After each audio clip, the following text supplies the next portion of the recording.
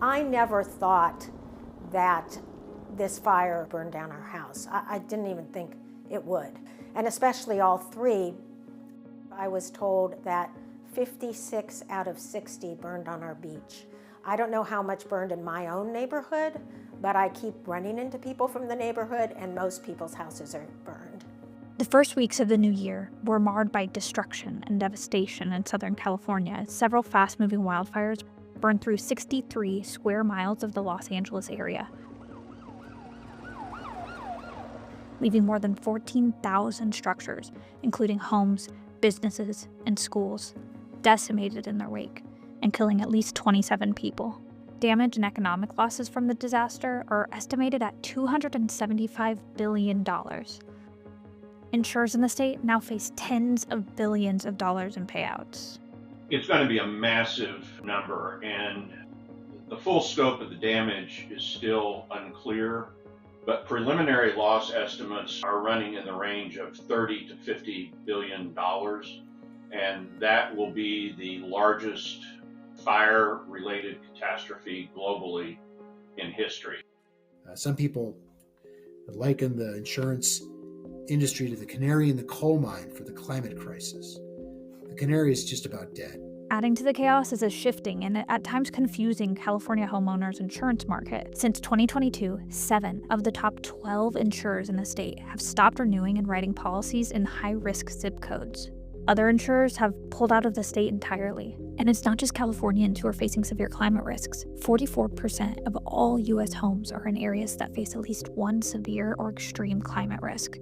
That includes flooding, wildfires, heat, wind, and air quality risks. So that leads many to ask, do insurance companies have the reserves to cover this disaster, and what will be the cost for homeowners to insure properties in the future? This is going to take years to rebuild in this area. The cleanup is going to take months, but I'm also concerned once we rebuild, whether we will be able to find insurance. Those are some of the lingering questions that I wake up at 2:30 in the morning and think about.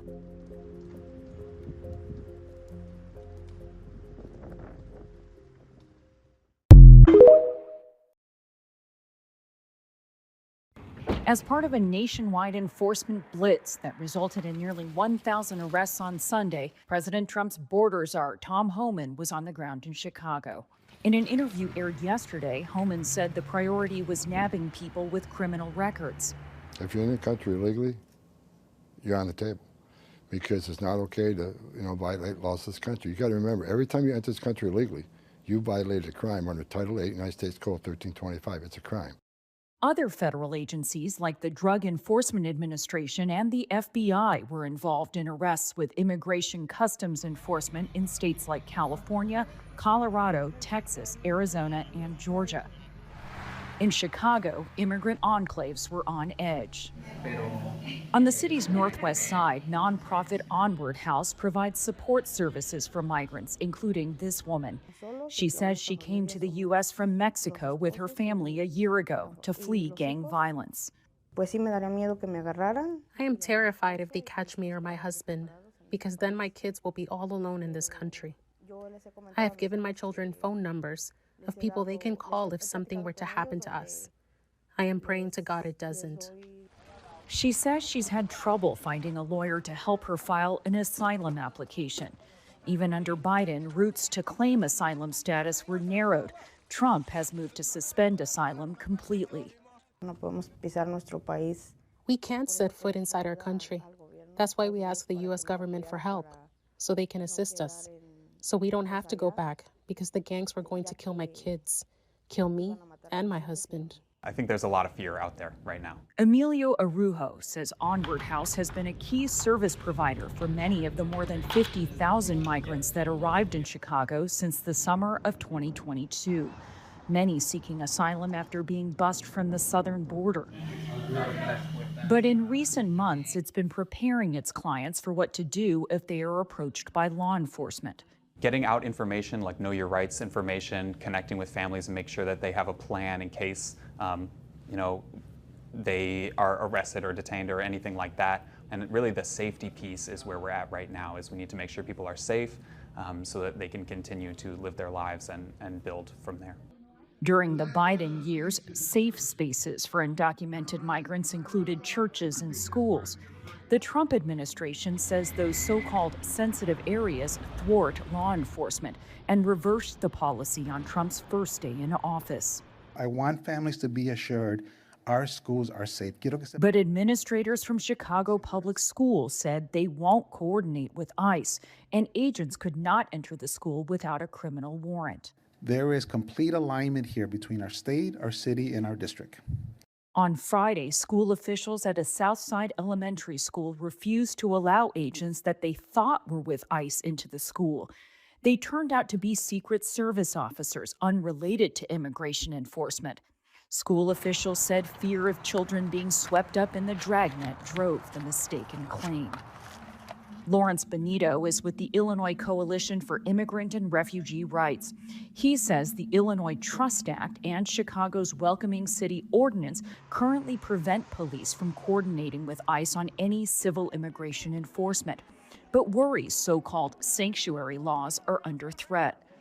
We're asking people to make their voices heard, make sure that their elected officials know that this is not the America that they want to see, happen.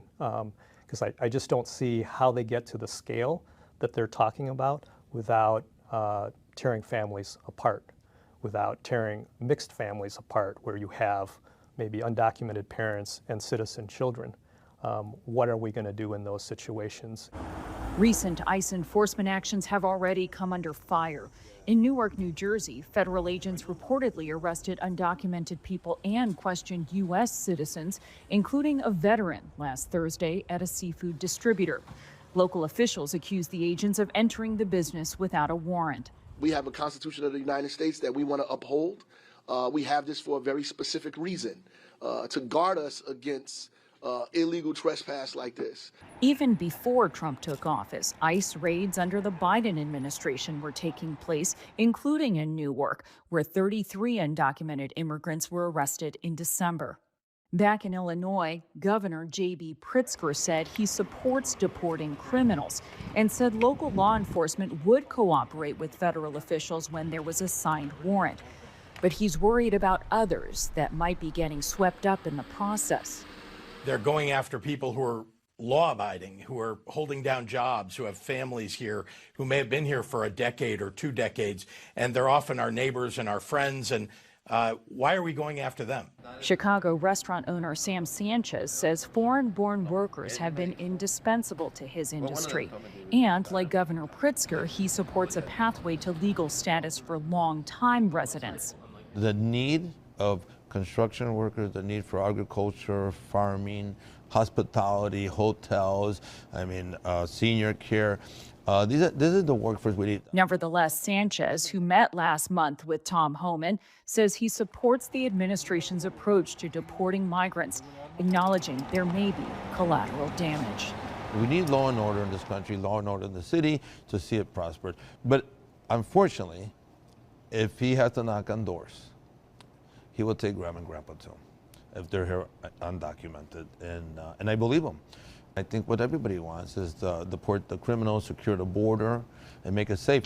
But on the streets of Chicago, safe is the last thing that many residents feel now. For the PBS NewsHour, I'm Stephanie Sy.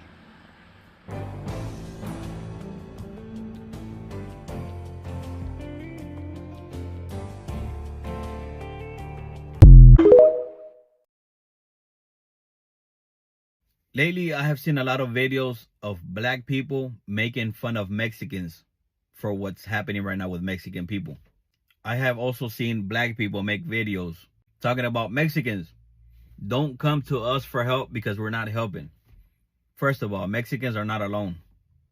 They have Honduran people, they have Salvadorian people, they have Guatemalan people, they have Nicaraguan people, and a whole bunch of other countries that are willing to join forces with the Mexican people.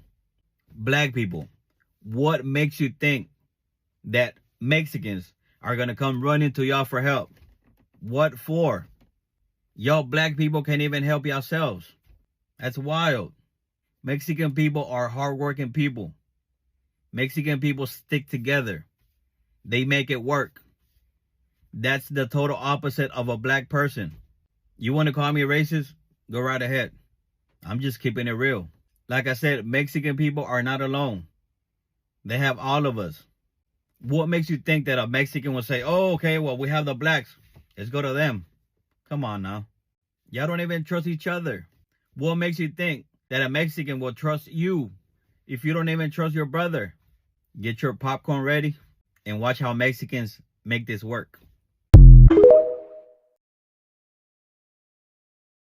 Hello there. Y'all all right? I know. It has been a tough week, right? And baby, it's been a tough 2025 and we are still in January. But I know many of you are asking and have asked and sent me messages about the recent DEI announcements at Target as well. And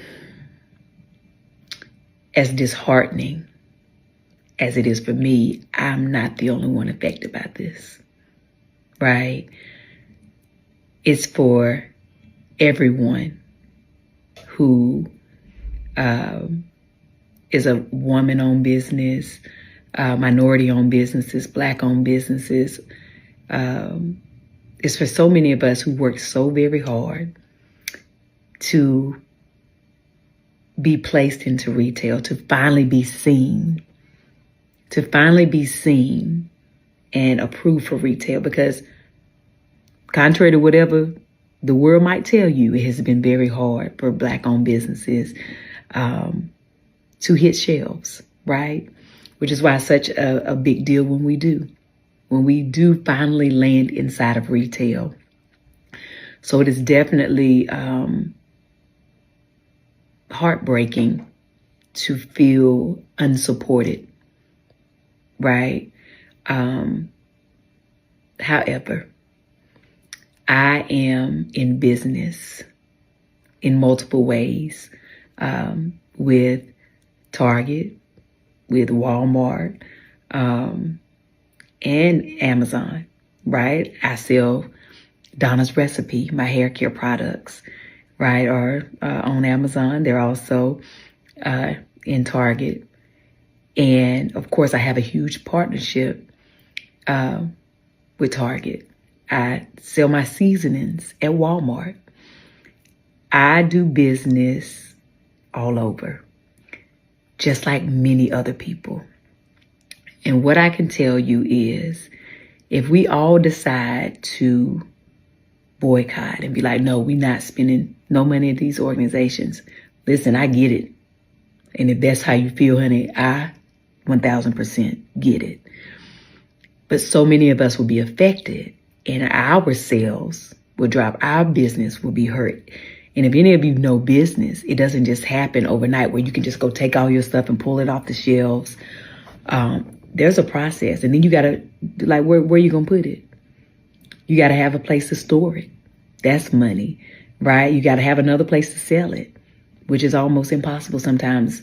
And even if you sell online, it's a process when it comes to business. And everyone does not have the funds or the means or the availability, the space to house their own products, right? But the thing that concerns me the most, and I want you to hear me and hear me well, if we all decide to stop supporting said businesses and say, you know, I can't buy nothing from there, even the businesses who were affected by the DEI ban, right? What that does is you take all our sales and they dwindle down. And then those companies get to say, oh, your products are not performing. And they can remove them from the shelves and then put their preferred businesses on the shelves. And then what happens to all the businesses who've worked so hard to get where they are? Then what happens, right? Now, I know that something that could solve it is ownership of these big corporations, right? It's a long way to go there. There are amazing companies like the Village Market in Atlanta, right, who support small businesses, and you can go in there and there's some amazing things that you can buy. But it's one store and it's very small. We're talking about mass market. You can't build that overnight. Do we all sometimes have these big dreams and aspirations to do that? Absolutely, right? But it is easier said than done, but it's not impossible. But until then, and in order to get there, we unfortunately have to play the game. And in playing that game, we got to be smarter than the ones who think they're in control, okay? And I say that to say, don't allow trying to be mindful with how I say this, because I want God to give me the right words, but don't allow foolishness to take us into separation and weed us out. Do you understand? Because sometimes that's what they want. And in times like this, they're telling us that. Okay? So as frustrating as listen, as frustrating as the whole situation is, as frustrated as I am, as all of you are, we still got to be smart. Now, you can still go into those stores if you choose to and buy specific brands that you want to support and let the other things, right, not get your money. But be very specific. There's so many women, right, that have worked hard to be a woman-owned business. Donna's Recipe is two women, me and Gina Woods, my business partner. We are self-funded. We are self-funded. And we are on shelves in limited doors at Target, right? Other companies, right? There's a Black History Month is coming right now, and all of these brands are about to be showcased, some of them for the first time. And of course, they would do something like this right now, but they still need their moment. They still need. I don't know if y'all don't know the definition of what the DEI stands for and the reason why it was put in place. So I'm going to do you the favor of letting you know. I'm going to read it out for you. I'm going to read it out for you so you know. I'm going to read it out for you. Diversity, equity, inclusion, better known as the DEI, an organizational framework which seeks to promote the fairness and treatment and full participation of all people, particularly groups who have historically been unrepresented and subject to discrimination and bias of their identity and disabilities. So you're telling me right now that you want me to continue shopping in a store to support the millionaires who have products and brands in a store that does not represent us, that does not want us there? That's like the corporation going to them and saying, you know what? You was a good Negro. We like you. We don't mess with those, but we like you, so we're gonna keep you here. You can sell your products in the store. Oh, by the way, we are dropping a clearance on them, but you can sell your products in the store, but we don't like them. And then you get your behind on the internet and tell all of us, especially the people that are of your descent, and tell them, hey, y'all need to just keep shopping in the store and just buy my products because it's going to hurt me. What about the people that work at Target? What about the millions of people that are actually affected by this program being eliminated? Has anybody thought to stop and think about that? Have you thought about the millions of people that work at Target right now that could barely afford their rent, that could barely afford food on their table, that can barely afford to get by, living check to check, probably making less than $8 an hour, and you're telling them that they need to suck it up? It's okay for them to go through this. They are now at risk to lose their job. Do you know why? Do you know why it was put in place? Because people were fairly and wrongfully discriminated against based on their color, their gender, and their disability. And Target, the company that you want us to go shop at, has dismantled it. Do you know what that means to the employees? It's basically telling them, we don't like y'all. We don't want y'all here. Make it make sense. This is not about the brands and the black brands. They probably can't even afford to buy your products. What you need to be telling people is that they need to not support Target, because any dollar that goes into your business still goes into their pocket. So now you're still funding a corporation that does not want to support the diversity and inclusion of people in the workplace. Stop playing with me. No, I'm not going to help continue to build your empire. Why don't you step away and reorg? Goodbye. And you over there patting and touching all on this man's face with all these boils and leaf face with your bare hands. I know you ain't right. I know you ain't. The way you walk through that lobby with your wide bottom girl, wearing them black tights, trying to, make your weight look a little slimmer than what it is. Now, and I ain't trying to pick on you, but I'm just telling you right now, I want you to get rid of every brush, every palette, everything you touched doing that man's face that day if you want to continue with your career. Because I'm on the phone with the people right now, if you didn't know that. I done called around the Georgia State Health Department, Business and Professional Regulation. I'm calling to make a complaint. I already asked Shamar. I asked him, can you help me pay my rent? He told me he was going to help me. He didn't even help me. And it's like, I'm not trying to talk about him or nothing right here because he's right here beside me. But I'm not talking about Shamar. But Shamar, he don't help me. He don't even know how to read that good. So I be having to read the shit for him, look at shit. I be having to take the money. He don't even know how to count that good. So it's like I be having to count the money for him. So it's just like I don't get paid for none of that shit. When I first met him, he had like $8,000 in his bank account. Now he got, I'm not gonna tell y'all, but now he's good. He's wealthy. I swear this boy is not broke at all. He got racks. He got enough to pay. He can really right now what I'm right now what I owe in rent, he can really pay it and it will not even hurt his pockets. But I don't know, he probably just don't want to help me.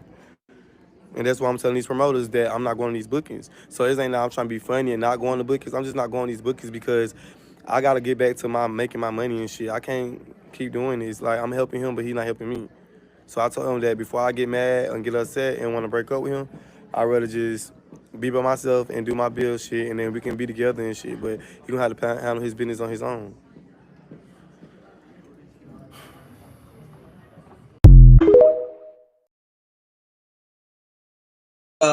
Now let me tell y'all something, right? I ain't even gonna lie to y'all, because now that I just saw what On-Site just posted or whatever and shit like that, and yes, I was right next to him, but I'm not gonna lie to y'all. I still feel some type of way about what he said. When he said, when Elmo was like that, I can't really read that good, or I can't really count that good, and this and that third, and he needed me to help him pay his rent or whatever, right? I really feel some type of way about that.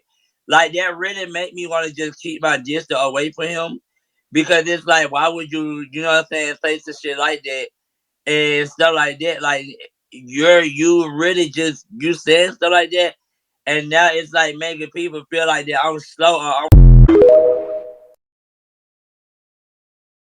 I'm booked up, baby. We're literally booked up.